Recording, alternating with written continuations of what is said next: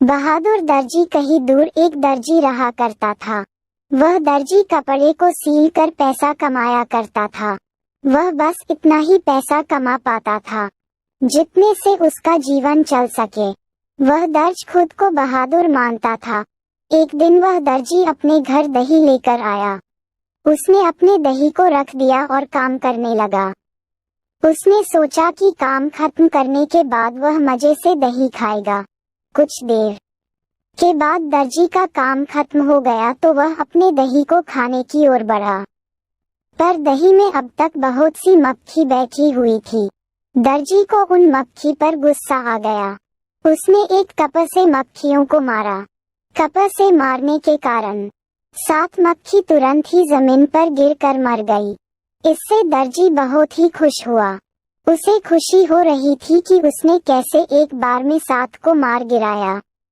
अब उसके मन में बैठ गया कि वह एक बहादुर है। उसने अपने कपड़ पर लिखा, 1 वार 7 शिकार। वह अपने बारे में सभी को बताया करता था कि वह एक बार में 7 को मार सकता है। ये सुनकर सभी ही उसको बहादुर मानने लगे थे। एक बार उस राज्य के राजा को एक दानव से परेशानी हो रही थी। वह दानव राज्य के पास ही एक जंगल में रहा करता था। वह समय समय पर राज्य पर हमला करता और लोगों को मार कर खा जाता है। एक दिन राजा को पता चला कि राज्य में एक ऐसा बहादुर है जो कि एक वार में 7 शिकार करता है। राजा को लगा कि यही वह बहादुर है जो कि हमें उस दानव से आजाद करा सकता है। अगले दिन ही राजा से उस बहादुर दर्जी को अपने दरबार में बुलाया।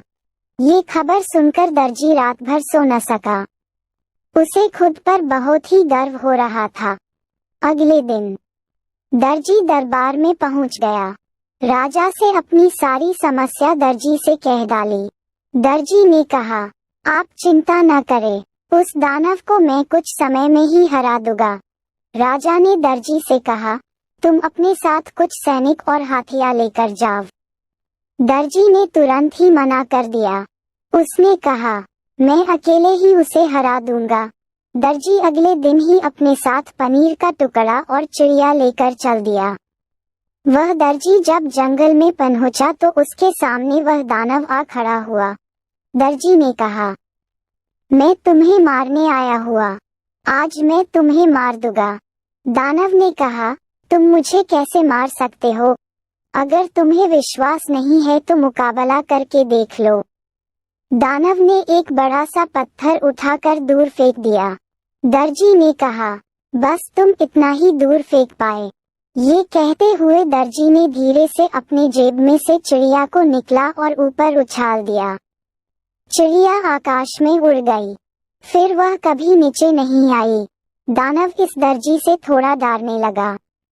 फिर दानव ने एक पत्थर को इतना दबाया कि उसमें से पानी निकल गया। दर्जी ने अपने जेब में से पनीर को निकला और एक ही हाथ से दबाया तो बहुत सारा पानी निकल आया। अब दानव ने अपना घुटने टेक दिया। दानव ने कहा, आप मुझे न मारे। दर्जी ने कहा, मैं तुम्हें एक ही शर्त पर नहीं मरूंगा। वह शर्त है कि तुम इस जंगल को छोड़कर कहीं दूर चले जाओ। दानव ने इस शर्त को मान लिया। उसने अगले पल ही इस जंगल को छोड़ दिया। दर्जी ने आकर राजा को यह खबर दिया।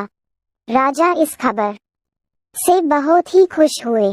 उन्होंने राजकुमारी एल की शादी इस दर्जी से कर दी।